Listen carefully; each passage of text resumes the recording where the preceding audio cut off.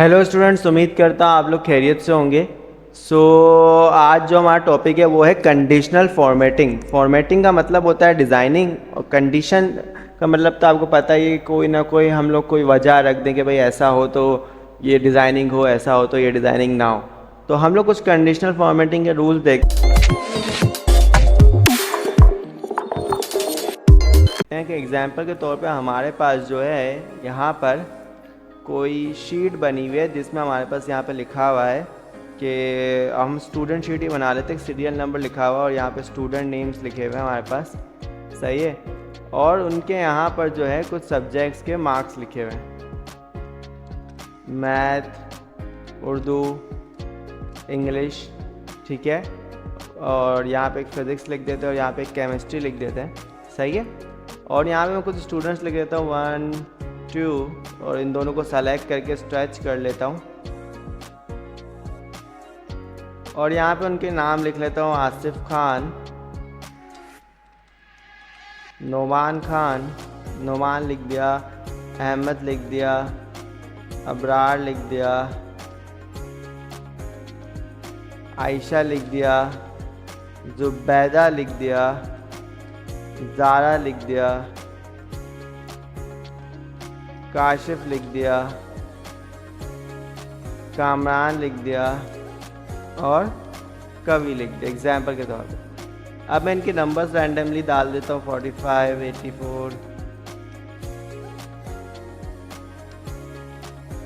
58, 74, 1624 और 54, 87। ऐसे ही मैंने इन नाम्स की यहाँ पे भी थोड़ी सी कॉपीज़ वगैरह ले ली हूँ नंबर्स की, और मैं यहाँ पे भी कुछ चेंजेस कर दूंगा बीच बीच में से।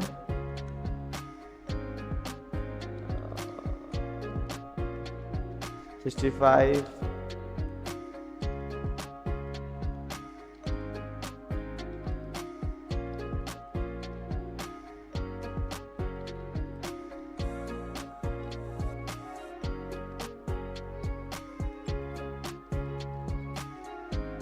तो काफ़ी हद तक जो है मैंने यहाँ पे चेंज कर दिया सब नंबर्स में, ठीक है। अब मैं चाहता हूँ कि इधर जो नंबर्स हैं हमारे पास, अगर उनके नंबर 50 से कम है तो वो ऑटोमेटिक रेड हो जाए। इससे क्या होगा, वो हमारे आई कैचिंग हो जाएंगे, यानी हमारी आंखों में चुभने लगेंगे और हमें फ़ौरन से पता चल जाएगा कि इसकी ये वजह। तो अगर मैं इन सब नंबर्स को, अच्छा मैंने यहाँ पे नंबर्स नहीं दिए, इसको पहले नंबर्स देने पड़ेंगे, और क्योंकि काम करें तो पूरा करें ना, ताकि हमें आगे इशू ना आए, तो हमने यहाँ पे कर दिया। अब इन सबको सेलेक्ट करा मैंने, और यहाँ पे कंडीशनल फॉर्मेटिंग का ऑप्शन आएगा। तो यहाँ पे आप देखेंगे तो हाईलाइट सेल रूल का ऑप्शन आएगा।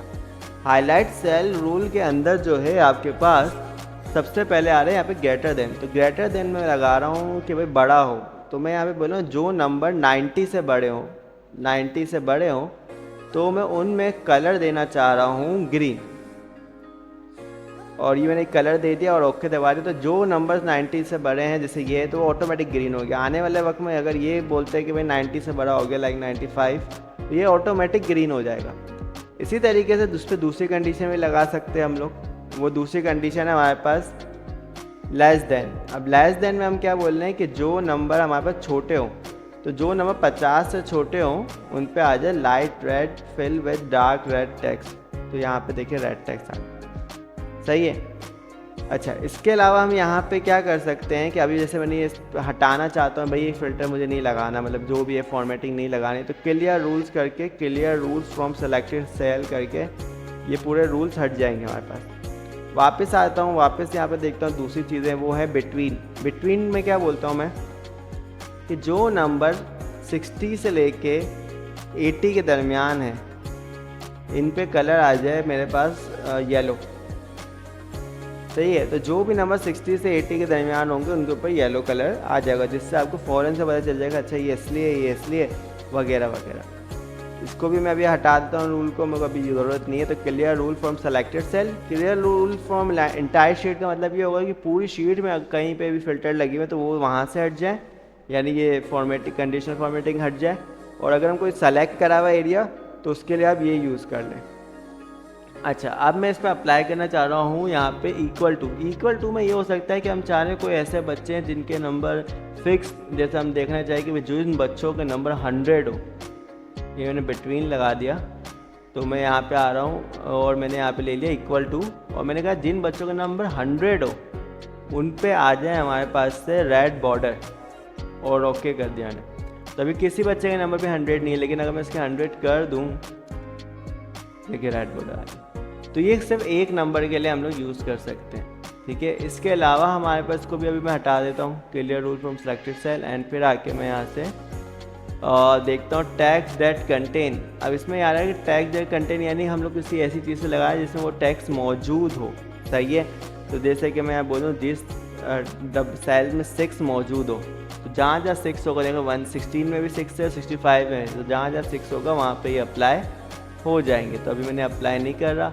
फिर सेकंड ये है हमारे पास के डेट, तो डेट है यहाँ पे मौजूद नहीं है कि हम अप्लाई करके दिखाएं, लेकिन डुप्लीकेट वैल्यूज़ पे लगा सकते हैं। डुप्लीकेट वैल्यूज़ का बहुत अच्छा फ़ायदा होता है कि हमें पता चल जाता है कि अच्छा ये डुप्लीकेट वैल्यूज़ हैं। तो डुप्लीकेट वैल्यूज़ पे मैं जाके यहाँ पे लिख देता हूँ कि जहाँ जहाँ डुप्लीकेट वैल्यूज़ यूज़ हो रही हो, तो ये सारे नंबर बार बार डुप्लीकेट यूज़ हो रहे हैं, क्योंकि हर लाइन में मैंने एक एक नंबर ही चेंज करा था, ठीक है। तो जहाँ जहाँ डुप्लीकेट वैल्यूज़ यूज़ हो रही हो उन पर रेड टेक्स्ट आ जाए।